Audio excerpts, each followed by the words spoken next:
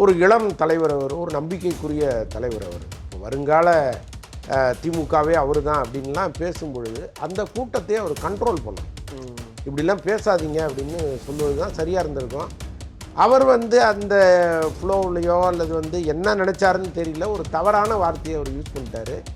அந்த வார்த்தையை அவர் யூஸ் பண்ணியிருக்க வேண்டிய அவசியமும் இல்லை, இந்த கைதும் அவசியமும் இல்லை. இப்போ அங்கே இருக்கிற காங்கிரஸ்காரர்கள் அவங்களுக்கு தான் ஆதரவாக இருப்பாங்க, இங்கே இருக்கிற காங்கிரஸ்காரர்கள் நமக்கு தான் ஆதரவாக இருப்பாங்க. ஸோ அதனால் நீங்கள் கட்சியில் தாண்டினதுங்க இந்த விவகாரம். இதை இவங்க கட்சியாக பார்க்குறதே முதல்ல அபத்தம்.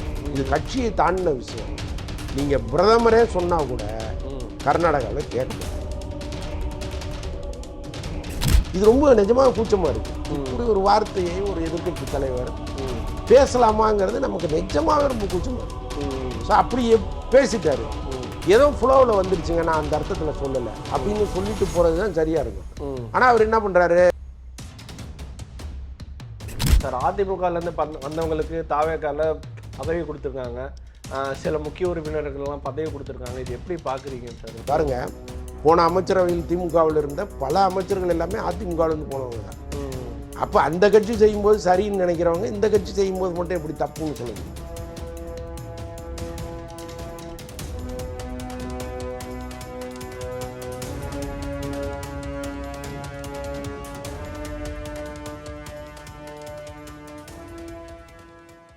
அக்கா நேயர்கள் எல்லாருக்கும் வணக்கம். இன்றைக்கி நம்ம கூட பார்த்தோம்னா நம்ம எல்லாருக்கும் பிடித்த அந்தணன் சார் தான் இருக்கார். தமிழக அரசியல் பற்றி பல்வேறு விஷயங்கள் பேச போகிறோம், வாங்க பேசலாம். சார் வணக்கம். சார் வணக்கம். எப்படி இருக்கீங்க சார்? நல்லா இருக்கேன். கண்டிப்பாக சார். இன்றைக்கி பார்த்தீங்கன்னா தமிழ்நாடே ஒரு பற்றி எரியுதுன்னு தான் சொல்லணும். இந்தியா முழுக்க தமிழ்நாட்டை பற்றி பேச்சு, உதயநிதி பற்றி பேச்சு, தமிழ்நாட்டிலையும் உதயநிதி அவர்களை பற்றி தான் பேச்சு. நம்ம எல்லாருமே பார்த்துருப்போம் அது என்ன பிரச்சனை அப்படின்னு. நேற்று பார்த்தோம்னா தஞ்சாவூரில் விவசாயிகளுக்கு ஆதரவாக ஒரு போராட்டம் நடந்திருக்கு. உதயநிதி அவர்கள் தான் பண்ணியிருக்காரு. அந்த போராட்டத்தில் இப்போ இருக்கக்கூடிய ஆக்ட்ரஸை தொடர்பு படுத்தி நம்மளோட முதல்வர் விஜயை இழிவுபடுத்துகிற விதமாக ஒரு கமெண்ட் பாஸ் பண்ணியிருக்காரு உதயநிதி அவர்கள். அந்த சொன்ன வார்த்தையை என்னால் ஆன் கேமராவில் கூட சொல்ல முடியாது. ஸோ எல்லாருக்கும் தெரியாது என்ன வார்த்தைன்னு. ஸோ இந்த ஸ்பீச் எப்படி பார்க்குறீங்க? அவர் சொன்ன இந்த கமெண்ட் எப்படி பார்க்குறீங்க? இல்லை, ஆக்சுவலாங்க இன்னைக்கு அரசியல் இளைஞர்கள் கையில் வந்துருச்சு. ஒரு 10 வருஷத்துக்கு முன்னாடி உள்ள அரசியலோ, ஒரு 15 வருஷத்துக்கு முன்னாடி உள்ள அரசியலோ இப்போ இல்லை. இன்னொன்று இந்த பெண்கள் குறித்தான பார்வை, பெண்கள் குறித்தான இழிவான பேச்சு, இது எல்லாமே அண்மை காலத்தில் மாறி இருக்கு. முக்கியமாக இன்னைக்கு பெண்களும் ஆண்களுக்கு சமமாக வளர்ந்து நிற்கிறாங்க. இப்போ அவங்களுக்கு எல்லா இடத்துலையுமே செல்வாக்கு இருக்குது, எல்லா துறைகள்லையுமே அவங்க மேலோங்கி நிற்கிறாங்க. அப்போ பெண் என்றால் ரொம்ப சாதாரணமாக பேசுறதுங்கிறது ஆல்மோஸ்ட் மாறிடுச்சு. ஸோ இப்படிப்பட்ட ஒரு காலகட்டத்தில் ஒரு நடிகை குறித்து மக்கள் கத்துறாங்கன்னா கூட ஒரு இளம் தலைவர் அவர், ஒரு நம்பிக்கைக்குரிய தலைவர் அவர். இப்போ வருங்கால திமுகவே அவர் தான் அப்படின்லாம் பேசும்பொழுது அந்த கூட்டத்தையே அவர் கண்ட்ரோல் பண்ணணும். இப்படிலாம் பேசாதீங்க அப்படின்னு சொல்லுவது தான் சரியாக இருந்திருக்கும். அவர் அந்த ஃப்ளோவிலையோ அல்லது என்ன நினச்சாருன்னு தெரியல, ஒரு தவறான வார்த்தையை அவர் யூஸ் பண்ணிட்டாரு. அந்த வார்த்தையை அவர் யூஸ் பண்ணியிருக்க வேண்டிய அவசியமும் இல்லை, இந்த கைதும் அவசியமும் இல்லைன்னு தான் நான் முதல்ல நினைக்கிறேன். அதே நேரத்தில் இந்த கைது ஏன் நடந்தது அப்படின்னு நினச்சோம்னா, அண்மை காலமாக நீங்கள் பார்த்தீங்கன்னா தெரியும், முதலமைச்சர் விஜயை ரொம்ப தரக்குறைவாக மேடைகளில் பேசுகிற பல பேரை நம்ம இங்கே பார்க்குறோம். பல அரசியல் கட்சி தலைவர்கள், டெபாசிட் வாங்க முடியாத இருக்கிற ஸ்ட்ரென்த் உள்ள ஆட்கள் கூட அவன் இவன்னு முதலமைச்சரை பேசுகிறதெல்லாம் நம்ம பார்க்குறோம். ரொம்ப சென்னையில் அடிக்கடி புழங்குகிற ஒரு இழிவான வார்த்தையை சொல்லி திட்டுறதையும் கேட்குறோம். அப்போது எல்லாருக்கும் ஒரு பயம் வரணும் அப்படின்னா முதல்ல ஒரு டாப் மேலே கையை வைக்கணும். ஸோ அப்படி தான் இது வச்சுட்டாரோன்னு எனக்கு தோணுது. மற்றபடி இந்த கைது அவசியம் இல்லாதது.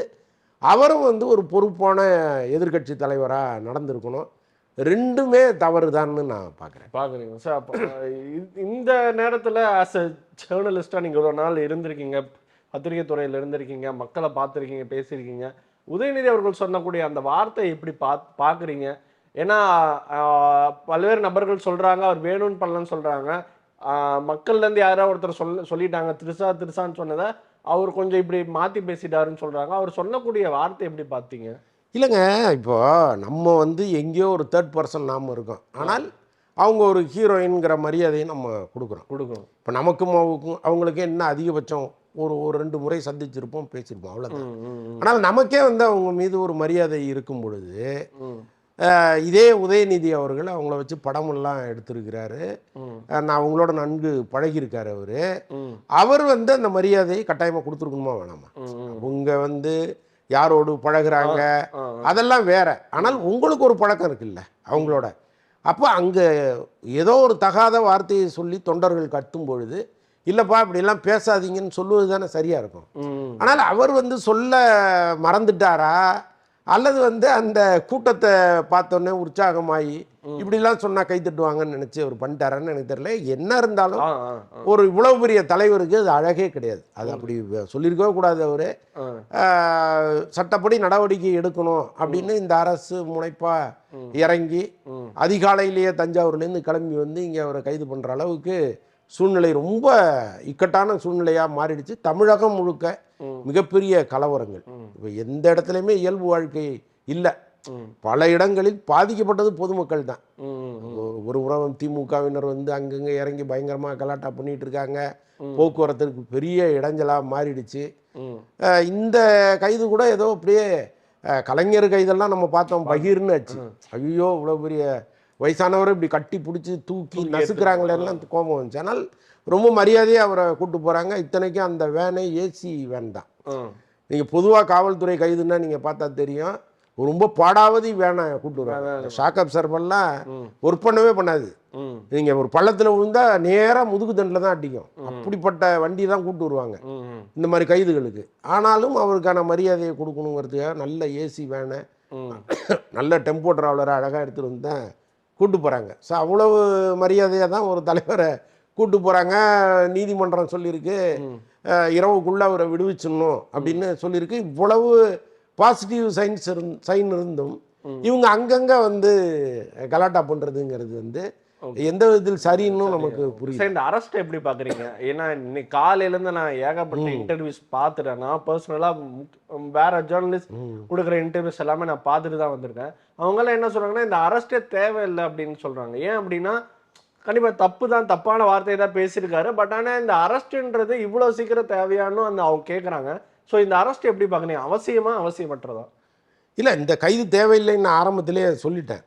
ஆனால் ஏன் அவர் செஞ்சாருங்கிறதுக்கான காரணத்தையும் நான் இப்படி தான் யோசிக்கிறேன். என்னன்னா, தொடர்ந்து வந்து ஒரு முதலமைச்சர்னு பார்க்காம அசிங்க அசிங்கமாக பேசுகிற கூட்டம் தினந்தோறும் வந்துட்டே இருக்கு. அதில் முக்கியமானவர்களும் இருக்காங்க. இப்போ ஏதோ வந்து எங்கேயோ சிவாஜி கிருஷ்ணமூர்த்தி மாதிரி ஒருத்தர் பேசினாருன்னா யாருமே கண்டுக்க போகிறதில்ல. ஏன்னா அது அவருடைய சுபாவம். அது 10 பேர் சிரிச்சுட்டு போயிட்டே இருப்பான். அதை யாரும் ஃபாலோ பண்ண போகிறதில்ல. ஆனால் பொறுப்பானவர்கள் பேசும் பொழுது அந்த வாயை எப்படி அடைக்கிறது? யாரோ ஒருத்தரை நீங்கள் வந்து கார்னர் பண்ணாதான் இவங்கெல்லாம் பயப்படுவாங்க. அப்போ அதற்காக செய்யப்பட்ட முன்னெச்சரிக்கையோன்னு தான் நான் இதை பார்க்குறேன். இதனுடைய விளைவுகள் வந்து இன்னும் ஜாஸ்தி ஆகிட்டே இருக்கும். இப்போ நாளைக்கு பட்ஜெட்டு இவங்க நிம்மதியாக தாக்கல் பண்ண முடியுமா? பட்ஜெட் தாக்கல் பண்ணுவதற்கு எதிர்க்கட்சிகள் விடுவாங்களா? இவ்வளவு கேள்விகளும் இருக்குது. நாளைக்கு சட்டமன்றத்தில் என்ன நடக்க போகுதுன்னு தெரியல. பெரிய கலவரமாக மாறுவதற்கு கூட வாய்ப்புகள் இருக்கு. சரி, இப்ப அந்த அரெஸ்ட் பண்றது அதுலயே ஏகப்பட்ட சிக்கல் இருக்குன்னு சொல்றாங்க. அவங்க சைடு நான் அந்த வீடியோ எல்லாம் பார்த்தேன், போன்ல எடுத்த வீடியோ, அவங்க வீட்டுக்குள்ள என்ன நடந்ததெல்லாம் நியூஸ்ல போட்டுருந்தாங்க. அவங்க சொல்றாங்க, இதுக்கு முன்னாடி முன்னாள் அமைச்சர் சுப்பிரமணியன்லாம் சொல்றாரு, எங்களுக்கு 12 மணி வரைக்குமே அவகாசம் இருக்குல்லாம் சொல்றாங்க. கோர்ட்டு 12க்கு முன்னெல்லாம் அரெஸ்ட் பண்ணக்கூடாதுன்னு சொல்றாங்க. என்ன நடந்தது உண்மையாலுமே? இல்லை, அது உத்தரவு கிடையாதுங்க. ஒரு சஜஷனாக தான் சொல்றாரு நீதிபதி. நீங்கள் 12 மணி வரைக்கும் கைது பண்ணாமல் வெயிட் பண்ணுங்க அப்படின்னு சொல்றாரு. ஸோ அதை அவங்க என்ன பண்ணிட்டாங்க, நாங்கள் கைது பண்ணலைங்க, நாங்கள் விசாரணைக்கு தான் கூப்பிட்டு போகிறோம், அதை நீங்கள் தடுக்க முடியாதுன்னு சொல்லி தான் விசாரணைக்கு எடுத்துகிட்டு போகிறாங்க. ஸோ அதனால் நீதிமன்றம் என்ன கருத்து சொல்லுங்கிறது இவங்களுக்கும் ஓரளவுக்கு யூகிச்சிருப்பாங்க. கைது செய்யக்கூடாது அப்படின்னு சொன்னால் நீங்கள் அவரை வீட்டிலேருந்து வெளியில் கூப்பிட்டே வர முடியாது. ஸோ அந்த மாதிரி சிக்கல்கள் இருக்குது. ஸோ அதனால் எப்படி இருந்தாலும் நீதிமன்றம் கூடி அந்த விவாதம் நடந்து இரு தரப்பும் வாதங்களை முன் வச்சு ஃபைனலாக ஒரு ஸ்டேட்மெண்ட் வர்றதுக்கு சாயங்காலம் ஆயிரும். அப்போ அது வரைக்கும் காவல்துறை அங்கே நின்றுட்டும் இருக்க முடியாது. இது மேலும் சென்னையிலேருந்து எல்லா பகுதிகளிலேருந்து உடன்பிறப்புகள் திரண்டாங்கன்னா இன்னும் பெரிய காம்ப்ளிகேஷனாக மாறும். அப்போ உடனடியாக அவர் அங்கேருந்து அழைச்சிட்டு போகிறது தான் சரியாக இருக்குங்கிறதுனால தான் அவங்க என்ன பண்ணிட்டாங்க, நாங்கள் விசாரணைக்கு கூட்டு போகிறோம், அது நீங்கள் தீர்ப்பு அப்புறம் சொல்லுங்கன்ட்டு கிளம்பிட்டாங்க. ஸோ இதெல்லாம் வந்து தவிர்க்கவே முடியாது. இன்னொன்று உதயநிதியை பொறுத்தளவுக்கு இதற்கு முன்பு பெருசாக கைதாகிருக்காருன்னா கிடையாது. இல்லை இதுதான் ஐயா அவருடைய முதல் கைது கொஞ்சம் பெரிய கைது இதுதான். அதிகபட்சம் என்ன பண்ணுவாங்கன்னா எங்கேயாவது மறியல் பண்ணியிருப்பாங்க, இந்த கல்யாண மண்டபத்தில் உட்காருங்கன்னு ஒரு 200 பேரை உட்கார வச்சு சாயங்காலமாக போங்கன்னு அனுப்பியிருப்பாங்க. இதுதான் அதிகபட்சம் நடந்திருக்கும் அவருடைய கைதுங்கிறது. பட் இதுங்கிறது ஒரு முக்கியமான கைதாக மாறுது. அப்போ தமிழ்நாடு முழுக்க அவருடைய கட்சியினர் வந்து இன்னும் கொஞ்சம் வேகமாக செயல்படுவதற்கான ஒரு வேலையை தாவேக்கா பார்த்துருச்சு. இதில் நான் இன்னொன்றும் இப்போ யோசிக்கிறேன் என்னென்னா, இப்போ தனுஷ் வந்து திடீர்னு அரசியல் வர்றாரு. இவன் விஜயினுடைய ஆஸ்தான குருநாதர் ஒருத்தர் என்ன பண்ணுறாரு, தனுஷ் அரசியலுக்கு வந்துட்டாருன்னா எதிர்காலத்தில் விஜய் வெர்சஸ் தனுஷ் தான் இருக்கும். அது திமுக அதிமுக எல்லாம் இருக்காதுன்னு ஒரு வார்த்தையை சொல்றாரு. ஏதோ ஒரு ஜோதிடர் சொல்றாரு, நாம இது சீரியஸா எடுத்துக்க வேணாம்லாம் மக்கள் நினைக்கல. இவர் விஜய் சிஎம் ஆவாருன்னு சொன்னாரு, நடந்துருச்சு. ஒருவேளை இதுவும் நடக்குமோன்னெல்லாம் பேச ஆரம்பிச்சிட்டாங்க. அப்ப திமுக போன்ற ஒரு கட்சிக்கு நாம தான் எப்பவுமே தாவேக்கா வெர்சஸ் திமுக தான், அது எல்லா காலத்திலையும் அப்படிங்கிறத நிலைநாட்ட வேண்டிய சூழ்நிலையும் இப்போ இருக்கு, ஒரு கட்டாயம். ஸோ இதெல்லாம் சேர்ந்து தான் இப்படி ஒரு விளைவு நடந்துருச்சோன்னு பார்க்குறேன் சார். அதான் நீங்கள் சொன்னதுதான் சார். இன்னைக்கு அவங்களுக்கு ஒரு அழுத்தம் இருக்குன்னு நீங்கள் பார்க்குறீங்களா? இன்னைக்கு இதுக்கு முன்னாடி இவ்வளோ வருஷம் ஆண்ட கட்சி திமுக, நம்ம என்னடா நம்மளை இவ்வளோ பெரிய வாக்கு வித்தியாசத்தில் தோத்துடாமே அப்படின்னு ஒரு அழுத்தம் இருக்குன்னு நீங்கள் நினைக்கிறீங்களா? இல்லைங்க, வெற்றி தோல்விங்கிறது வந்து சகஜம் அரசியலில். திமுக பார்க்காத வெற்றியும் கிடையாது தோல்வியும் கிடையாது. ஸோ அதனால் அது வந்து அவங்கள பெருசாக உறுத்திருச்சாங்கிறது வேற. ஆனால் நம்ம நேற்று வரைக்கும் ரொம்ப அண்டர் எஸ்டிமேட் பண்ண ஒரு நபர் விஜய். அவர் வந்து இன்னைக்கு உட்காந்துட்டாரு, இங்கே போறாரு, ஆய்வு போறாரு, அதை நிறுத்துறாரு, இதை நிறுத்துறாரு. பல வருடமா நாம வந்து இங்கே ஒரு விஷயத்தை கடைபிடிச்சிட்டு இருக்கோம், பார்ட்டி ஃபண்டுன்னு, அப்புறம் இது கமிஷன்லாம் வாங்கிட்டு இருக்கோம். இது எல்லாத்தையுமே ஒரு ஆள் வந்து நிறுத்துறாரு. அப்போ மக்கள்கிட்ட இந்த செல்வாக்கு அதிகரிச்சுன்னா என்ன பண்றதுன்னு இவங்க பயப்படுறாங்க. ஸோ அதுக்கு பொருத்தமா இந்த காவேரி இஷ்யூ வருது. மேகதாது பத்தி முதலமைச்சர் பேசவே இல்லை, அங்க அணையை கட்ட போறாங்க, ஒரு டம்மி முதல்வர் தமிழ்நாட்டில் வந்ததுனால கர்நாடகாவுக்கு துளிர் விட்டு போச்சுன்னா இவங்க பேசுறாங்க. அதற்காக இந்த அரசு பேசாத அரசா இருந்தால் கூட சட்ட ரீதியா நடவடிக்கை எடுத்துக்கிட்டு இருக்காங்க. இப்ப விஜய் என்ன நினைக்கிறாருன்னா, 60 ஆண்டு காலமா நீங்க பேசி பேசி என்ன பண்ணீங்க, ஒண்ணுமே இல்லை. ஒவ்வொரு தடவையும் காவிரி இஷ்யூ பேசுவீங்க, சண்டை போடுவீங்க, என்ன நடக்குதோ அதுதான் நடந்துட்டு இருக்கு. இப்ப நீங்க இங்க ஆர்ப்பாட்டம் பண்றீங்கிறதுக்கா அங்க ஒன்றும் திறந்து விடல, அங்க மழை பொழிவு அதிகமா இருந்ததுன்னா ஓவர் ஃப்ளோவை திறந்து விடுறான். இதுதான் காலகாலமா நடக்குது. இது இல்லாம காவிரி நீர் மேலாண்மை வாரியம் என்ன சொல்லுதோ அதுக்கு கொஞ்சம் ஓரளவுக்கு கட்டுப்படுறாங்க. நாம சட்ட ரீதியாக எதிர்கொள்வோம்னு தான் இவங்க ட்ரை பண்ணிட்டு இருக்காங்க. அதைத்தான் பண்ண போறாங்க. இவருடைய அரசியலே டோட்டலா வேற மாதிரி இருக்கு. எல்லாத்துக்கும் ரோட்ல வந்து கத்தணுங்கிற அவசியம் இல்லை. நான் முறையாக நீதிமன்றத்துக்கு போகிறேன், நீதிமன்றம் என்ன சொல்லுதோ அதன்படி நடக்கிறாங்கிறது இந்த ஆட்சியினுடைய பங்காக இருக்கு. ஸோ அப்படி இருக்கும்போது இவங்க மேகதாது அணையை வச்சோ அல்லது காவிரி நீர் வராததை பற்றியோ ஒரு பெரிய அரசியலை பண்ணலான்லாம் நினைக்கிறாங்க. அந்த நேரத்தில் தான் இது போன்ற சச்சரவுகள்லாம் உள்ளே வந்துடுது. இந்த கைது பாருங்க, மறுபடியும் அரசியலில் புயல் மின்னல் இடின்னு தொடர்ந்து இடிச்சுட்டு. சார், இந்த அரெஸ்ட்டை வந்து திமுக எப்படி பார்ப்பாங்க, அவங்களோட கட்சிக்காரங்க கட்சி தொண்டர்கள் எப்படி பார்ப்பாங்க? அவங்களால தாங்கிக்கவே முடியல. நாங்கள் நியூஸ் சேனல்லாம் பார்த்தோம். இந்த அரெஸ்ட் அவங்க எப்படி பார்ப்பாங்க? இவர் போய் இந்த முதல்வர் நம்மளை அரெஸ்ட் பண்ணுறதா இது ஒரு அவமானமாக பார்க்குறாங்களா? இது எப்படி பார்க்குறாங்க? இல்லைங்க, இதில் என்னங்க மான அவமானம் இருக்குது? அதெல்லாம் அரசியல் கைது தானே இது. இங்கே இதுவே வேறொரு கைது, வேறொரு காரணம் உங்களுக்கு இருக்குது. இப்போ ஜெயலலிதா அம்மா சிறைக்கு போனாங்க, ஊழல் பண்ணாங்க, ஊழல் வந்து நிரூபிக்கப்பட்டது அப்படின்னு சொல்லி அவங்களுக்கு சிறை வாசம்னு சொன்னாங்க.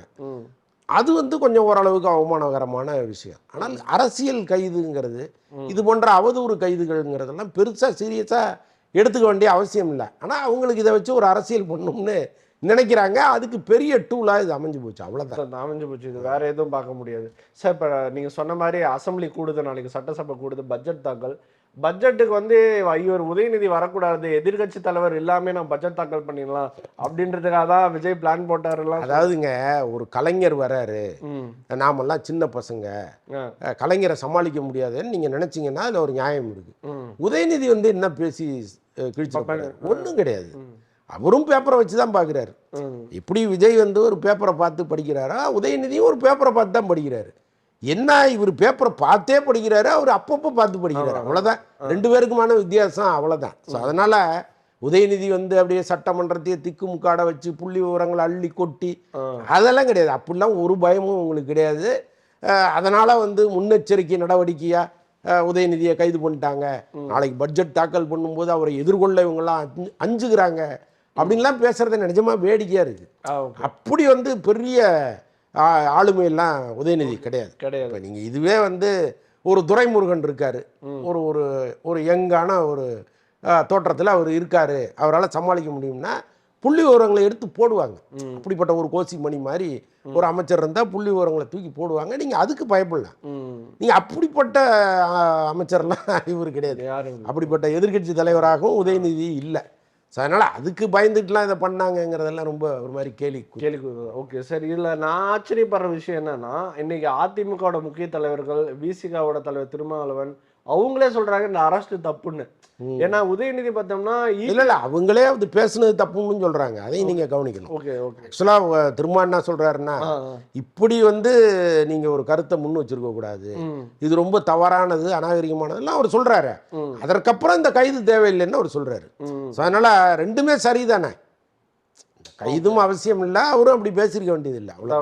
சார் இன்னைக்கு விஜய் அவர்கள் மேலே நம்மளோட தமிழக முதல்வர் மேலே ஒரு குற்றச்சாட்டுமே வைக்கிறாங்க. ஒன்றும் இல்லை, உதயநிதி பேசியிருப்பாரு, செங்கல்பட்டு கோர்ட்டில் கணவனை தேடும் மனைவின்னு இருப்பாங்க, அதற்கு வராத கோவம் இதற்கு வருதா அப்படின்ற மாதிரிலாம் இன்னொரு ஜேர்னலிஸ்ட் கேட்டிருக்காரு. இது ஒன்றும் இல்லை, அது ஓப்பனாக என்ன சொல்லலாம்னா அவங்க மேலே வராத கோவம் இப்போ இவங்களை இழுத்து பேசணுன்னே வருதா அப்படின்ற மாதிரிலாம் கேட்குறாங்க. திருச்சாவிழ்த்தோன்னே வருதான்னு கேட்குறாங்க. இது எப்படி பார்க்குறது? இல்லை அப்படி கிடையாதுங்க. இப்போ நீங்கள் இன்னைக்கு வந்து மகளிர் ஆணையம் இருக்குது, பெண்களுக்கு எதிராக நீங்கள் எந்த கருத்தை முன்வைத்தாலும் அவங்க வராங்க, வந்து சட்ட ரீதியாக அதை எப்படி எதிர்கொள்ளணுமோ கொள்கிறாங்க. எல்லா நெருக்கடிகளும் சட்ட ரீதியாக அவங்க கொடுக்குறாங்க. அப்போ பெண்களுக்கான அநீதிகள் எங்கெல்லாம் நடக்குதோ அங்கெல்லாம் வந்து இந்த போன்ற குரல்கள் வருவதுங்கிறது, நடவடிக்கை வருவதுங்கிறது ரொம்ப இயல்பாக இருக்குது. நீங்கள் செங்கல்பட்டு கோர்ட்டில் கணவனை ஒருத்தர் தேடுறாங்கங்கிறது வேற, அதற்கு முறையாக பதில் சொல்லிட்டாரு. எங்கே உங்கள் அப்பாவை காணும்னு அதே சட்டமன்றத்தில் அவர் ஒரு பதிலை சொல்லிட்டாரு. அதுக்கு அதுதான் பதில். ஆனால் இதுக்கு வந்து இப்போ ஒவ்வொரு ஊர்லேயும் பெண்கள்லாம் போய் இந்த மாதிரி எங்களை ரொம்ப இழிவாக சித்தரிச்சிட்டாரு அப்படின்னு சொல்லி கம்ப்ளைண்ட் கொடுக்குறாங்கன்னு வைங்க. இந்த கம்ப்ளைண்ட்டை ஏற்றுக்குமா ஏற்றுக்காதா? காவல்துறை கட்டாயமாக ஏற்றுக்கும். அப்போ இது வழக்காக பதிவு பண்ணும்போது மேலும் பல சிக்கல்கள்லாம் வரும். இன்னைக்கு உதயநிதி அவர்களை நீங்கள் விடுதலை பண்ணிட்டா கூட அல்லது கைது செய்யாமல் விட்டால் கூட ஆங்காங்கே இது தொடர்பான புகார்கள் பண்ணப்படும், கட்டாயமாக பண்ணுவாங்க. அது வழக்கு பதிந்து என்னைக்காவது ஒரு நாள் இது ஒரு பெரிய வினையாக தான் அவருக்கு முடியும். ஒன்று இப்படி தவறாக பேசிட்டான்னா ஒரு வெளிப்படையாக மன்னிப்பு கேட்குறதுல கூட ஒன்றும் தவறு இல்லை. ஏன்னா இப்போ பெண்களெல்லாம் முகம் சுளிக்கிறாங்க, இதை வந்து உங்கள் வீட்டில் உங்கள் பெண்கள்கிட்ட போட்டு காட்ட முடியுமான்னு கேட்காதவங்க கிடையாது. அப்போ தவறான ஒரு விஷயத்த நம்ம பேசிட்டோங்கிறத முதல்ல அவர் உணரணும். இப்போ இதுவே வேறொரு விஷயமா இருந்துன்னு வைங்களேன், நீங்கள் நெஞ்சை நிமித்திட்டு சண்டை போடுறதுல ஒரு அர்த்தம் இருக்குது. இது ரொம்ப நிஜமாக கூச்சமாக இருக்குது. இப்படி ஒரு வார்த்தையை ஒரு எதிர்க்கட்சி தலைவர் பேசலாமாங்கிறது நமக்கு நிஜமாவே ரொம்ப கூச்சமாக இருக்குது. ஸோ அப்படி பேசிட்டாரு, ஏதோ ஃப்ளோவில் வந்துருச்சுங்க, நான் அந்த அர்த்தத்தில் சொல்லலை அப்படின்னு சொல்லிட்டு போகிறது தான் சரியாக இருக்கும். ஆனால் அவர் என்ன பண்ணுறாரு, கட்டிங் பேஸ்டிங்லாம் பண்ணிட்டாங்க அப்படின்னு ஒரு பொய்யை சொல்கிறாரு. அதுக்கு அவசியம் இல்லையே. நீங்கள் பண்ணது தவறுங்கிறது உங்கள் மனசாட்சிக்கு தெரியும். ஓகே, அப்போ நீங்கள் அதை வெளிப்படையாக ஒத்துக்கிட்டு இது இந்த பிரச்சனையை இதோட விடுங்க, ஏதோ எமோஷனல் நான் பேசிட்டேன் அப்படின்னு சொல்லிட்டு கடந்து போகிறது தானே சரியா இருக்கும். சரி, இல்லை இன்னொரு சந்தேகமும் வருது எனக்கு, இது என்னோட டவுட். இது ஆக்சுவலி ஆக்டர் த்ரிஷா அவர்களே எந்த கருத்துமே சொல்லலை. இந்த நான் வந்து ஒன்றும் இல்லை, இதுக்கு முன்னாடி மன்சூர் அலிகான் கருத்து சொன்னால் அவங்கள இது பண்ணி ஒரு ட்விட்டு போட்டிருப்பாங்க, பார்த்திபனுக்கு ட்விட்டு போட்டிருப்பாங்க. உதயநிதி சொன்னது மட்டும் ஏன் ட்விட்டே போடல? இப்போ மன்சூர் அலிகான்னா ஒரு சாஃப்ட் டார்கெட், இவரை ஈஸியாக அடிச்சிட முடியும்னால ட்விட்டு போட்டாங்களா? இன்னைக்கு உதயநிதி வந்து அடிக்க முடியாதுனால அமைதியாகிட்டாங்களா? ஏன் அவங்க எந்த கருத்துமே? எல்லாமே அது அவங்க தான் பதில் சொல்லணும். அவங்க ஏன் போடலங்கிறது ஏன் நம்ம சொல்ல இல்லை. ஏன் இந்த கருத்து அவங்க ஏன் எந்த கருத்துமே தெரியல, சொல்ல முடியாது. இன்னைக்கு இன்ஸ்டாவில் ஏதாவது பதிவு போடுவதற்கும் வாய்ப்புகள் இருக்கு, தெரியாது இல்லை. இப்போ நான் ஆரம்பத்திலே குறிப்பிட்ட மாதிரி உதயநிதியும் அவரும் நல்ல நண்பர்கள் தான். இதே திரைத்துறையில் அவருக்கு பல பேரோட நல்ல நட்பு இருக்கு, அப்படிதான் இவங்களோட ஒரு நட்பு இருக்கு. ஸோ நம்முடைய நண்பனே இப்படி பண்ணிட்டாரேங்கிற ஒரு வருத்தம் கூட அவங்களுக்கு இருக்கலாம். அதெல்லாம் வந்து அவங்க இன்ஸ்டாவை பதிவை பார்த்து தான் நம்ம புரிஞ்சுக்க முடியும். பார்ப்போம், வெயிட் பண்ணி பார்ப்போம். ஓகே சரி, இதுக்கப்புறம் விஜய் விசஸ் உதயநிதி இந்த இது வந்து எவ்வளோ தூரம் முற்றி போகும்னு நினைக்கிறீங்க? ஏன்னா இது வரைக்கும் ஒரு அரசியல் சண்டையாக தான் இருந்தது, இப்போ அரெஸ்ட் பண்ணிட்டாங்க. இது அவர் கண்டிப்பாக ரொம்ப பர்சனலாக எடுத்துருப்பாரோன்னு எனக்கு தோணுது. என்னையவே அரெஸ்ட் பண்ணிட்டீங்களா, என்ன இப்படி பண்ணிட்டீங்களா அப்படின்ற மாதிரிலாம் அவர் தோணி இருக்கும்னு நினைக்கிறேன். ஸோ இதுக்கப்புறம் இவங்களோட முற்றிய மோதல் எப்படி இருக்கும்னு நினைக்கிறீங்க? ஆக்சுவலாக நான் என்ன நினச்சேன்னா, கலைஞருக்கும் ஜெயலலிதா அம்மாவுக்குமான அந்த மோதல் இருக்குல்ல, ஆமா. அது வந்து பெரிய மோதலாக இருந்துச்சு. எல்லா காலத்துலேயும் அவங்க வந்து கீரியும் பாம்புமாவே இருந்திருக்காங்க. எல்லா கருத்துலேயும் அவங்க ஒன்றுக்கொன்று உடன்படாமல் தான் இருந்திருக்காங்க. அவங்களுடைய மறைவுக்கு பிறகு இது மாறும்னு நினச்சேன். தமிழக அரசியலே ஒரு நாகரிகமான பாதையை நோக்கி போகும் அப்படின்னு நினச்சேன். விஜய் அவர்கள் முதலமைச்சராக பொறுப்பேற்ற பிறகு அவர் முன்னாள் முதல்வர் ஸ்டாலின் அவர்களை போய் பார்த்தது, அப்புறம் இன்னும் மற்ற தலைவர்களை போய் பார்த்தது, கி வீரமணி உட்பட மற்ற தலைவர்களை போய் அவர் பார்க்கும்பொழுது, அடடா தமிழகத்தில் வந்து ஒரு நாகரிகமான அரசியல் ஸ்டார்ட் ஆயிடுச்சு அப்படின்னு நான் நினச்சேன். ஆனால் இப்போ இந்த மோதல் இருக்குல்ல, இது வந்து இன்னும் பல வருடங்கள் இங்கே நீடிக்கும் கட்டாயமாக. இப்போ நாளைக்கு ஒரு வேளை இப்போ இருக்கிற விஜயினுடைய செல்வாக்குப்படி பார்த்தா இன்னும் ஒரு பீரியடாக அவர் இருப்பார். ஒரு 10 வருஷம் அவருடைய அரசியல் அந்த முதலமைச்சர் பதவிங்கிறத அவர் நீடிப்பாருங்கிற அளவுக்கு இருக்க செயல்பாடுகளை பொறுத்து. நான் சொல்கிறது இன்றைக்கி பொசிஷன். நாளைக்கே அவருடைய செயல்பாடுகள் மக்களுக்கு பிடிக்கலன்னா வேற ஒரு தீர்ப்பை கொடுக்க போகிறாங்க. அந்த நேரத்தில் ஒருவேளை திமுக ஆட்சிக்கு வந்துச்சுன்னா கட்டாயமாக இது எல்லாமே மீண்டும் அரங்கேறும். இன்றைக்கி உதயநிதி கைதுங்கிறது நாளைக்கு விஜய் கைதாக கூட மாறலாம். புரியுதா உங்களுக்கு? இந்த பழிவாங்கல் நடவடிக்கைங்கிறது மாறி மாறி வந்துகிட்டே இருக்கும். அப்படி ஒரு இன்னைக்கு ஒரு விஷ விதையை தூவப்பட்டிருக்கு. அதற்கு உதயநிதியே ஒரு காரணமாக இருக்காருங்கிறது வேற. இந்த நடவடிக்கை எடுக்காமல் இருந்திருந்தா என்ன ஆயிருக்குங்கிற ஒரு அச்சமும் நமக்கு இருக்கு. என்ன ஆயிருக்கும்னா ஆளாளுக்கு இதை விட மோசமா பேச ஆரம்பிச்சிருப்பாங்க. அப்போ இனிமேல் பேசுகிறவர் இன்னைக்கு பாருங்க, அந்த மார்கண்டையன் எம்எல்ஏ அவருக்கு வந்து நிபந்தனை ஜாமீனில் கையெழுத்து போட வந்திருக்கிறாரு. பேசுகிறாரு, வார்த்தைகளை அவ்வளோ கவனமாக பயன்படுத்துகிறாரு. முதலமைச்சர் அவர்கள்னு சொல்றாரு. அவனே இவனேன்னு சொன்ன அதே வாய் முதலமைச்சர் அவர்கள்னு சொல்ல வருது இல்ல. அப்ப எங்க வந்துச்சு? உங்களை கைது பண்ண வருது. அப்போ இன்னைக்கு தமிழ்நாட்டினுடைய டாப்பே வந்து இப்போ உதயநிதி தான், எதிர்கட்சி தலைவர். அவரு மேல நீங்க கையை வச்சுட்டீங்க. இன்னைக்கு வச்ச பிறகு இந்த அல்லு சில்லறைகள் எல்லாமே அடங்கிடும். முக்கியமா நான் யாரை சொல்ல வர்றேங்கிறது உங்களுக்கு தெரியும். அந்த அல்லு சில்லறைகள் அடங்கணுங்கிறதுக்காக இப்படி ஒரு வேலையை விஜய் பார்த்துருக்காருன்னு நான் உறுதியாக நம்புகிறேன். கண்டிப்பாக சார். சார், அடுத்த இன்னொரு டாபிக்னா நம்மளோட சீமான் அவர்கள் அவர் வைக்கக்கூடிய சில விஷயங்கள் மட்டும் உங்கள்கிட்ட கேட்குறேன். அவர் ஏன் இந்த வினாக்கள்லாம் கேட்டாருன்றதே பல்வேறு நபர்களுக்கு சந்தேகமாக இருக்குது. சார், அவர் என்ன சொல்கிறாருன்னா, அரசியலுக்கு மட்டும் வந்ததுக்கப்புறம் மட்டும் உங்களுக்கு ஜோசப் விஜயா, நீங்கள் சினிமாவில் நடத்தப்ப விஜய்னு தானே போட்டீங்க, 30 வருடங்களா விஜய் தானப்பா இருந்தீங்க, இந்த இறுதியா இந்த 6 மாதங்கள் மட்டும் ஜோசப் விஜய், அது என்ன ஜோசப் விஜய்னு கேட்குறாரு. அதுக்கு பதில் வந்து சோசியல் மீடியாவிலேயே திருப்பி கேட்டுக்கிட்டு இருக்காங்க. உங்கள் அப்பா பேர் என்ன, உங்கள் பேர் என்ன, நீங்கள் அப்படி மாறினீங்கன்னு பல பேர் திருப்பி கேட்டுக்கிட்டு இருக்காங்க. அதுக்கு நம்ம பதில் சொல்ல வேண்டிய அவசியம் இல்லை. ஆனால் ஒரே ஒரு கேள்வி நமக்கு திரும்ப வருது. இதே முன்னாள் முதல்வர் மு.க. ஸ்டாலின் அவர்கள், அவர் பதவி ஏற்பதற்கு முன்னாடி வரைக்கும் மு.க. ஸ்டாலினா தானே இருந்தார். பதவி ஏற்கும் போது மட்டும் முத்துவேல் கருணாநிதி ஸ்டாலினா மாறினார்ல. அன்னைக்கு எங்கே வாய மூடிட்டு இருந்தீங்க? நீங்கள் கேட்க வேண்டியது தானே. இப்போ இவர் என்ன சொல்றாருன்னா, மதவாதத்தை கொண்டு வராராம். இவர் கிறிஸ்தவர் அப்படிங்கிறதுனால ஜோசப் விஜய்னு போட்டுக்கிட்டாரு அப்படின்னு சொல்ல வராரு. எனக்கு ஒன்றுமே புரியல. இதே ஹச்ராஜா 2017 விஜயை வந்து ரொம்ப கேவலமாக திட்டுறாரு. இவர் யார் தெரியுமா? இவர் ஜோசப் விஜய் அப்படின்னு சொல்கிறாரு.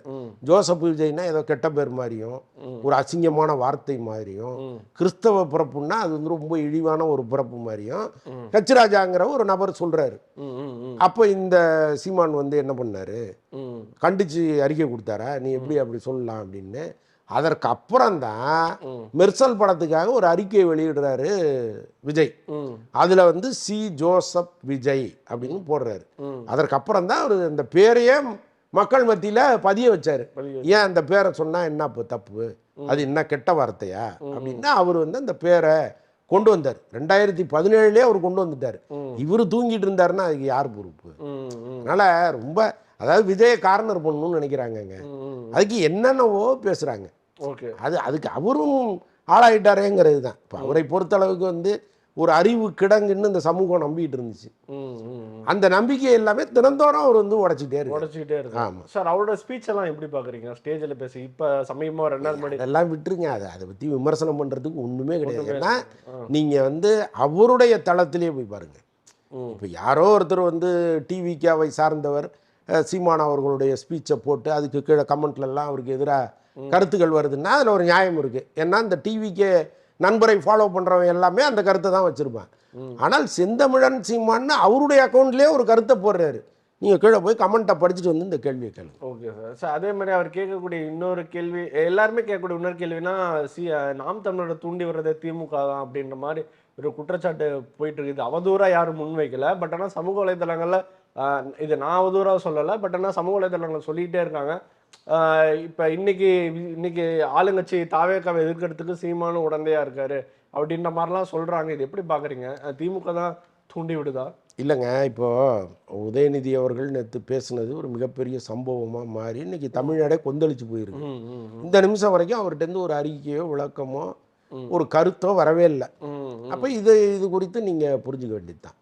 இது அவங்களுக்குள்ள ஒரு கனெக்ஷன் இருக்கா இல்லையா என்னங்கிறதெல்லாம் நீங்கள் புரிஞ்சுக்கணும். இதே ஒரு 10 வருடத்திற்கு முன்பு இருந்த சீமானா இருந்திருந்தா என்ன பண்ணியிருப்பாரு?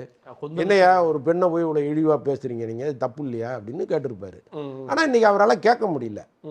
அதுக்கு காரணம் என்னங்கிறத நம்ம சொல்ல வேண்டிய அவசியம் இல்லை. அடுத்தபடியாக நம்மளோட அணை கட்டும் அணை கட்டும் பிரச்சனையா இப்போதான் ரொம்ப சீரியஸாக போயிட்டு இருக்கிற பிரச்சனை இது. நம்மளோட தமிழக முதல்வர் கர்நாடகா போயிட்டு அங்கே இருக்கக்கூடிய மற்ற கட்சிகளை பார்க்கணும்னு நீங்கள் ஆசைப்படுறீங்களா? ஐ மீன் அது நடக்கணுமா இல்லை வேணாமா, என்ன நினைக்கிறீங்க? இல்லைங்க, அதாவது எம்ஜிஆர் காலத்தில் அது இருந்துச்சு, கலைஞர் காலத்தில் கூட இருந்துச்சு. என்னன்னா 2 முதல்வர்களும் ஒரு பரஸ்பர நட்பில் இருப்பாங்க. இப்போ இங்கே நம்ம கடைமடை பகுதிகளில் தண்ணி வரல, விவசாயம் பாதிக்கப்படுது அப்படின்னா ரொம்ப சைலண்ட்டாக கிளம்பி பெங்களூர் போய் அங்கே இருக்கிற முதலமைச்சரை சந்தித்து ஒரு டீயை குடிச்சிட்டு கொஞ்சம் தண்ணியை திறந்து விடுங்கன்ட்டு வந்துடுவாங்க. அவங்க என்ன பண்ணுவாங்க, முதலமைச்சரே நம்ம தேடி வந்தார், இப்போ ஒரு குறிப்பிட்ட அளவு தண்ணியை திறந்து விடுங்கன்னு சொல்லுவாங்க. இது காலகாலமாக நடந்துகிட்டு இருந்தது. எம்ஜிஆர் பண்ணியிருக்கிறாரு, கலைஞர் பண்ணியிருக்காரு, இது எல்லாமே நடந்தது தான். ஜெயலலிதா அம்மா தான் எதுக்கு ஒவ்வொரு முறையும் நம்ம கெஞ்சிக்கிட்டு இருக்கணும், சுப்ரீம் கோர்ட்டில் வழக்கு போடுங்கன்னு அவங்க அன்னைக்கு வழக்கு போட்டாங்க. இதே திமுக ஜெயலலிதா அவர்கள் தவறான ஒரு முன்னுதாரணத்தை ஏற்படுத்திட்டாரு, 2 மாநிலங்களுக்கு நடுவில் ஒரு மிகப்பெரிய பிரிவினையை அவர் தூண்டிட்டாருலாம் விமர்சனம் பண்ணாங்க. ஆனால் அவங்க வெற்றி பெற்ற பிறகு காவிரி நீர் மேலாண்மை வாரியம் அமைக்கப்பட்ட பிறகு இவங்களே பாராட்ட வார்த்தைகள் இல்லைனாலும் மௌனமாக அதை பாராட்டிட்டு தான் இருந்தாங்க. ஏன்னா நமக்கான தண்ணி ரைட் ராயலாக வந்துட்டு இன்னைக்கு பெங்களூரே காஞ்சி கிடக்கு. இப்போ அவங்களும் அங்கேயும் நம்ம தமிழர்கள் நிறைய பேர் இருக்காங்க. பெங்களூரும் கடுமையான வறட்சியில் இருக்குது. அவங்களுக்கு குடிநீரே சில நேரம் கிடைக்காத சூழ்நிலையெல்லாம் இருக்குது. அப்போ அவங்க என்ன பண்ணுவாங்கன்னா, நமக்கே தண்ணி இல்லாதப்போ நம்ம எதுக்கு அவங்களுக்கு விட முடியும் அப்படின்னு கேட்பாங்க. அதெல்லாம் நியாயமான கேள்விகள். அப்போ இதை சட்ட ரீதியாக நீங்கள் அணுகாமல் பெரிய அளவுக்கு சாட்டையை சொல்லிட்டாமல் அந்த முதலமைச்சரை போய் பார்த்து நீங்கள் பேசுனீங்கன்னா அது கொஞ்சம் ஏதோ ஒரு ஒரு ஒரு 100 டிஎம்சி வர வேண்டிய இடத்துல ஒரு 20-30 டிஎம்சியாவது தண்ணியை திறந்து விடுவாங்க. ஸோ இதுதான் விஜய் நினைச்சது. பட் என்னன்னா சிடி நிர்மல்குமார் அமைச்சர் என்ன சொல்கிறாருன்னா, அந்த முதலமைச்சர் சிவகுமார் அவர்களுக்கும் இங்கே இருக்கிற முன்னாள் முதல்வர் மு.க. ஸ்டாலின் அவர்களுக்கும் ஒரு நெருங்கிய நட்பு இருக்குது, இவர் தான் இந்த சந்திப்பையே கெடுத்து விட்டாரு அப்படின்னா அவர் சொல்கிறாரு. அது எந்த அளவுக்கு உண்மை இருக்குங்கிறது சம்மந்தப்பட்டவர்களுக்கு தான் தெரியும். இப்போ இயற்கை என்ன பண்ணுது, சரி இவ்வளோ பெரிய பிரச்சனைக்கு நடுவில் நம்மளே மழை பொழிஞ்சிட்டோம்னா பிரச்சனை இல்லாமல் போயிருமேன்னு நினச்சி தண்ணியை அங்கே திறந்து விட்டாங்க, வேறு வழி இல்லாமல் திறந்து விட்டாங்க. இப்போ இவங்க என்ன கேட்குறாங்கன்னா, நமக்கு வர வேண்டிய தண்ணியை ரைட் ராயலாக கேட்காம இந்த உபரி நீரை வாங்குறதுல என்ன அர்த்தம் இருக்குது அப்படின்னு கேட்குறாங்க. இது எல்லாமே அரசியல் ரீதியாக கேட்கப்படுகிற கேள்விகள். இதை தாண்டி ப்ராக்டிக்கலாக என்னங்கிறத நம்ம பார்க்கணும். அதேமாதிரி மேகதாது அணை விவகாரத்தில் ஒரு நீர்வளத்துறை அமைச்சர், மத்திய அமைச்சர் ஒரு கருத்தை ஒன்று சொல்லிட்டாரு. அவ்வளோதான் முடிஞ்சு போச்சு, நாளைக்கே அணையை கட்ட போகிறாங்கங்கிற அளவுக்கு இங்கே புரளியை கிளப்பி விட்டாங்க. கடைசியில் என்னாச்சு, மத்திய அரசு இது எதற்குமே அனுமதி கிடையாது, நீங்கள் உங்கள் திட்ட வரைவே தப்பாக இருக்குன்னு திருப்பி அனுப்பிச்சி விட்டுடுச்சு. இப்போ அந்த முதலமைச்சர் என்ன சொல்கிறாரு, இதெல்லாம் நாங்கள் சரி பண்ணி திரும்ப அனுப்புவோன்றாரு. என்ன இருந்தாலும் சட்ட ரீதியாக அவங்க கட்டவே முடியாது. அதை சட்டத்தின்படி இந்த அரசு அணுகுமே தவிர சண்டை போட்டு அணுக வேண்டிய அவசியம் இல்லை. ஏன்னா எப்போவுமே சொல்லப்படுவது தான். இப்போ ரஜினி சொன்னப்போ ரஜினிகிட்ட பயங்கரமாக பல பேர் போய் சண்டையை போட்டாங்க, நீ கர்நாடகா ஆளு, அதனால அங்கே இருக்கிற தமிழர்கள் 50 லட்சம் பேருக்கு மேலே இருக்காங்க, இப்போ அவங்களெல்லாம் நம்ம பார்க்க வேண்டாமான்னு அவர் சொன்னார். அதை ஒரு பெரிய பிரச்சனையாக கொண்டு வந்துட்டாங்க. இவர் அந்த அரசுக்கு சாதகமாக இருக்காருன்னு. உண்மை அதுதான், ப்ராக்டிக்கல் அதுதான். அங்கே ஏராளமான தமிழர்கள் இருக்காங்க, இங்கே ஏராளமான கன்னடர்கள் இருக்காங்க. ஸோ அப்படி இருக்கும்போது இந்த இரு மாநிலத்துக்கு நடுவில் சண்டையை போட்டுட்டு சட்டையை பிடிச்சிட்டு இருக்கணுங்கிற அவசியம் இல்லைன்னு நம்ம முதல்வர் நினைக்கிறாரு. ஸோ அதை ஒன்று சட்ட ரீதியாக தீர்க்கணும், இல்லைன்னா நேராக போய் சந்தித்து தீர்க்கணும்னு நினைக்கிறாரு.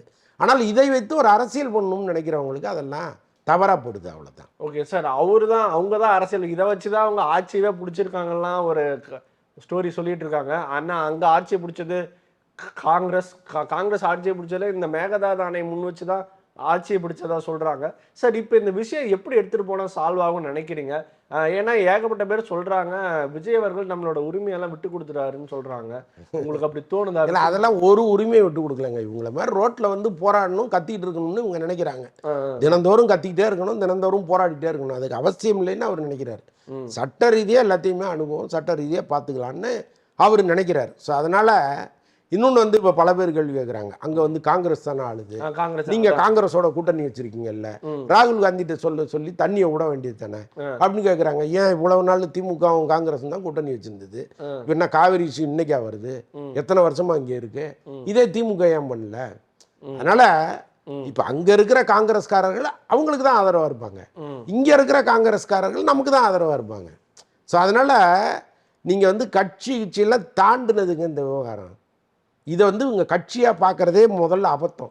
இது கட்சியை தாண்டின விஷயம். நீங்கள் பிரதமரே சொன்னால் கூட கர்நாடகாவில் கேட்க மாட்டாங்க. இதை நீங்கள் வந்து நியாயமாக சட்டம் என்ன சொல்லுதோ சுப்ரீம் கோர்ட்டை வச்சு அதன்படி தான் இதுக்கு தீர்வு காண முடியுமே தவிர, நீங்கள் ஒவ்வொரு முறையும் வந்து இங்கே கத்திக்கிட்டு இருந்தோ ஆர்ப்பாட்டம் பண்ணியோ அங்கே வர்ற பஸ்ஸை நிறுத்தி கல் எடுத்து அடித்தோ எதுவும் எந்த தீர்வுமே கிடைக்காது. ஓகே சார், ஸ்டாலின் அவர்களுமே சொன்னார் விஜய் அவங்க அங்கே போகக்கூடாது, அதேமாரி சிபிஐ அந்த கட்சிகளும் சொல்கிறாங்க, இவங்க அலைன்ஸ் இருக்கிற கட்சிகளை சொல்கிறாங்க விஜய் அங்கே போகக்கூடாது அப்படின்னு. என்ன சார் பண்ணலாம், போகணுமா போகக்கூடாதா? இறுதி இல்லை, அவரே சொல்லிட்டாரு வராதிங்க, இப்போ இருக்கிற சரியில்லை அதனால நீங்கள் வராதிங்கன்னு சொல்லிட்டாரு. அதற்கப்புறம் ஒரு முதலமைச்சர் வந்து வெக்கத்தை விட்டுட்டு போக வேண்டிய அவசியம் இல்லை. ஸோ அதனால் அது விட்டுருங்க. பட் இவங்க சொல்கிறது வந்து போகாதீங்கன்னு சொல்கிறது நல்லதுக்காகவா கெட்டதுக்காகவா நம்ம யோசிக்கணும். ஒரு நல்ல பேரை அவர் வாங்கிட்டாருன்னா அதுக்காக கூட அவங்க வந்து திசை திருப்பி விடலாங்க. ஸோ அதனால் அதை விட்டுருங்க. ஏன்னா இதற்கு முன்பு இருந்த தலைவர்கள் போயிருக்காங்க, இவர் போகணும்னு நினைக்கிறாரு, அவ்வளோதானே. சார் அடுத்தபடியாக அதிமுக, இறுதி கேள்வியா அதிமுக. சார் அதிமுகலேருந்து வந்தவங்களுக்கு தாவேக்கால பதவி கொடுத்துருக்காங்க, சில முக்கிய உறுப்பினர்கள்லாம் பதவி கொடுத்துருக்காங்க. இது எப்படி பார்க்குறீங்க சார்? இந்த ஏன்னா பல்வேறு நபர் கிரிட்டிசைஸ் பண்ணுறாங்க, ஏன்னா இவ்வளோ வருஷமாக தாவேக்கால உழைச்சவங்களே இன்னும் பாதி பேர் அதிருப்தியில் இருக்காங்க, எனக்கு பதவி இல்லையா அப்படின்ற மாதிரி. இவங்களுக்கு ஒரு இடம் கொடுத்தது எப்படி பார்க்குறீங்க? இல்லை, அப்படிலாம் கிடையாதுங்க. தாவேக்காவில் இருப்பவர்களுக்கு என்ன மரியாதையோ அதை கட்டாயமாக செய்வோம்னு சொல்லிட்டாங்க. இப்போ அவங்களுக்கு வந்து அரசு பதவியெல்லாம் கொடுக்க முடியாது, கட்சி பதவிகள் தான் கொடுக்க முடியும். இப்போ அதிமுகவிலிருந்து போனவர்களுக்கு இதை செய்தி தொடர்பாளர்கள் பதவி தான் கொடுத்துருக்காங்க. இதை தாண்டி ஒன்றும் பெருசாலாம் பண்ணிடல. ஸோ அதனால் இதை வந்து ஒரு பெரிய பிரச்சனையாக கொண்டு வருவதெல்லாம் அவசியம் இல்லாத ஒன்று. இன்னொன்று வந்து மாற்றுக் கட்சியிலிருந்து வர்றவர்களுக்கு நீங்கள் ஏதாவது ஊக்கப்படுத்துகிற மாதிரி கொடுத்தா தான் தொடர்ந்து அங்கேருந்து வருவாங்க. கட்சியை ஸ்ட்ராங் பண்ணுறது ரொம்ப முக்கியமான ஒரு விஷயமா இருக்கிறதுனால அதையும் நீங்கள் கன்சிடர் பண்ணணும். இப்போ பாருங்கள், போன அமைச்சரவையில் திமுகவில் இருந்த பல அமைச்சர்கள் எல்லாமே அதிமுகவிலேருந்து போனவங்க தான்.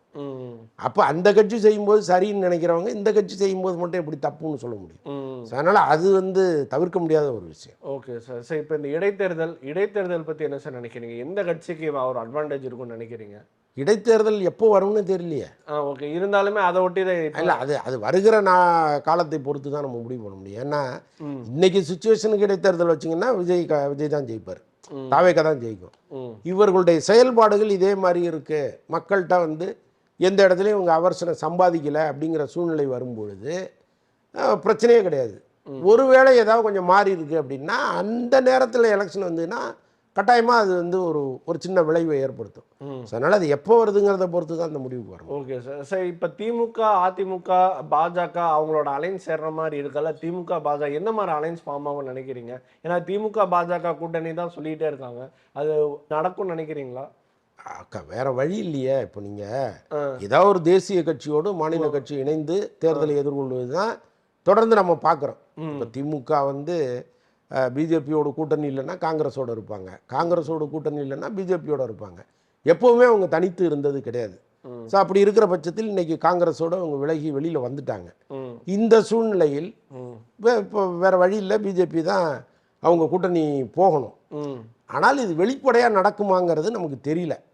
ஏன்னா இப்போ தமிழகத்தை பொறுத்தளவுக்கு பிஜேபியோடு யார் கூட்டணி வச்சாலும் அவங்கள மக்கள் விரும்புறதில்ல.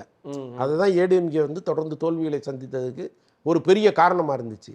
அப்படி இருக்கும்போது அந்த ரிஸ்கை திமுக எடுக்குமாங்கிற ஒரு சந்தேகமும் இருக்குது. ஒருவேளை இப்போ தேர்தலின் போது வெளியிலேருந்து ஆதரவு தர்றோம் அப்படிங்கிற மாதிரி ஏதாவது ஆதரவு கொடுப்பதற்கு வாய்ப்பு இருக்குது. பட் தெரியல, அது அது அந்த சூழ்நிலையை பொறுத்து தான். ஓகே சார், நம்ம ரீசெண்டாக சமூக வலைத்தளங்களில் போஸ்டர் பார்த்தேன், நீங்கள் பார்த்துருப்பீங்களான்னு தெரியல. ஆக்ட்ரஸ் த்ரிஷா அவர்கள் அரசியல் வரணும்னு சொல்லி சேலமோ திருச்சியோ நினைக்கிறேன் ஒரு போஸ்டர் மாதிரி அடித்து ஒட்டியிருந்தாங்க. இந்த மாதிரி நீங்களும் அரசியலுக்கு வரணும், தாவேக்கால இணைந்து செயல்படணும் அப்படின்னு. அதுக்கான வாய்ப்புகள் இருக்குன்னு நினைக்கிறீங்களா? பெரும்பாலும் அதற்கு வாய்ப்புகள் இல்லைன்னு தான் நான் நினைக்கிறேன். இன்னொன்று, இது போன்ற தொண்டர்களை கட்சி விட்டு முதல்ல நீக்கணும். ஏன்னா இப்போ ஏற்கனவே வந்து இந்த கட்சி மீது ஒரு பெரிய அதிருப்தி இருக்குது, ஒரு கிண்டலும் கேலியுமான ஒரு பார்வை இருக்குது. அப்போ இதை நீங்கள் மாற்றணும்னா இது போன்ற விஷயங்களை முன்னெடுக்கிற கட்சி நிர்வாகிகளை முதல்ல கட்சியை விட்டு நீக்கணும். இப்போ அதை வந்து இந்த அரசு செய்யணும். அரசுங்கிறத விட விஜய் அவர்கள் வந்து இதையெல்லாம் கவனித்து யார் இது போன்ற தவறுகளை செய்கிறாங்களோ அவங்கள முதல்ல அவங்க மீது நடவடிக்கை எடுத்தாருன்னா சரியாக இருக்குங்கிறது நம்முடைய கருத்து. வெயிட் பண்ணிப்பாங்க. ஓகே சார், இறுதி கேள்வி சார். சார், விஜய் அவர்களோட ஆட்சியை நீங்கள் இவ்வளோ நாள் பார்த்துருப்பீங்க, ஒரு 100 days கிட்ட ஆயிடுச்சு. இதில் அட்வான்டேஜாக என்ன பார்க்குறீங்க? ஐ மீன் இதெல்லாம் சூப்பராக இருக்குது, இதெல்லாம் இன்னும் நீங்கள் மாற்றிக்கலாம்னா என்னென்ன விஷயங்கள் பார்க்குறீங்க? முதல்ல லஞ்சத்தை ஒழித்ததுங்க. அது வந்து முற்றிலும் ஒழிக்க முடியாத புறையோடி போயிருக்கிற ஒரு புண்ணு. அதை வந்து இன்னைக்கு ஓரளவுக்கு ஒரு 40% ஒரு ஒழிச்சிருக்காங்க. அதெல்லாம் சாதாரண விஷயமே கிடையாது. அப்படி ஒரு எண்ணத்தை இங்கே உருவாக்குறதே பெரிய கஷ்டம். இப்போ அதை வந்து அவர் பண்ணியிருக்கிறாரு. பல்வேறு துறைகளில் இது வந்து ஒரு பெரிய வேலை நடந்திருக்கு. ஸோ அதற்கு முதல்ல நம்முடைய பாராட்டுகள். அதே மாதிரி வந்து அரசு பணி பல பேர் நீண்ட காலமாக போடப்படாத நிரப்பப்படாத பணிகள்லாம் தொடர்ந்து நிரப்பிட்டே இருக்காங்க. ப்ரொமோஷன்ஸு எதற்குமே பணம் வாங்காமல் பண்ணி கொடுக்குறாங்க. எங்கேயுமே சிபாரிசுகள் கிடையாது. டிரான்ஸ்ஃபர் ஆகட்டும், போஸ்டிங் ஆகட்டும், எதற்குமே சிபாரிசுகள் கிடையாது, பணம் கிடையாது. ஸோ இதெல்லாம் ரொம்ப ஆச்சரியமாக இருக்குது. இப்போ தமிழ்நாட்டில் இப்படிலாம் ஒன்று நடக்குமான்னு கனவு கண்டவங்களுக்கு அந்த கனவு இன்னைக்கு பலிச்சிட்டு இருக்கு. ஸோ அதனால் அமைச்சரில் ஒரு 4-5 பேர் ரொம்ப சிறப்பாக பணியாற்றுறாங்க. சில பேர் வந்து ரொம்ப ஆவரேஜாக இருக்காங்க. ஸோ இப்போ அவங்கெல்லாம் யாருன்னு கண்டறிந்து கட்டாயமாக அது ஒரு ஷஃப்லிங் நடக்கும். இல்லை ஒரு மாற்றம் நடக்கும். அது அப்போ என்னங்கிறத பார்ப்போம். மற்றபடி இந்த 100 நாள் அரசுங்கிறது கட்டாயமாக ஒரு திருப்திகரமான அரசு. ஏதாவது தப்புகள் இதெல்லாம் மாற்றி இருக்கலாமே, அந்த மாதிரிலாம் ஏதாவது தோணுதுங்களா சார்? இன்னும் கொஞ்சம் விஜய் அவர்கள் பேசலன்றது ஒரு குற்றச்சாட்டு. இல்லை, அது அவர் மெல்ல பயிற்சிக்கு பிறகு அது வரும். ஏன்னா இப்போ தான் வந்து ஒரு சட்டசபையில் வந்து எல்லாத்தையுமே கவனிச்சிட்டு இருக்காரு. கட்டாயமாக வந்து அவர் பேச ஆரம்பிப்பார். ஆமாம்மா, அது எல்லாருமே பயிற்சியின் அடிப்படையில் வர்றது தானேங்க. திடீர்னு ஒரே நாளில் வந்துடாது. இல்லை, வராரு, எல்லாத்தையும் அப்சர்வ் பண்ணிட்டு இருக்காரு. நீங்கள் பார்த்தா தெரியும். காலையில் வந்துட்டு சாயங்காலம் போகிற வரைக்கும் தொடர்ந்து எல்லாத்தையுமே அப்சர்வ் பண்ணிட்டு இருக்காரு. அந்த நாலேஜை ஸ்டோர் பண்ண பிறகு கட்டாயமாக அவரும் இறங்கி அடிப்பார். அந்த நாளுக்காக தான் நானும் காத்துக்கிறேன். சார், இறுதியாக ஒரே ஒரு கேள்வி சார். அமைச்சர்களில் வந்து இருக்க மாட்டாங்க, இதுக்கு மேலே அதே அமைச்சர் இருக்க மாட்டாங்க, சில பேரை மாற்றுறாங்க அப்படின்ற மாதிரிலாம் கேள்விப்படுறோம். எந்தெந்த அமைச்சர்கள் உங்களுக்கு ஏதாவது தெரியுமா? இல்லை, நமக்கு அது உறுதியாக தெரியல. பட் சில அமைச்சர்கள் மீது ஒரு குற்றச்சாட்டு இங்கே இருக்குது. அதை அவரும் பார்க்குறாரு, கேட்குறாரு. ஸோ கட்டாயமாக அது நடக்கும். சார், இவ்வளோ நேரம் இன்டர்வியூ ரொம்ப நல்லா இருந்துச்சு. இதே மாதிரி இன்னும் நேர்காணல் சார். நன்றி.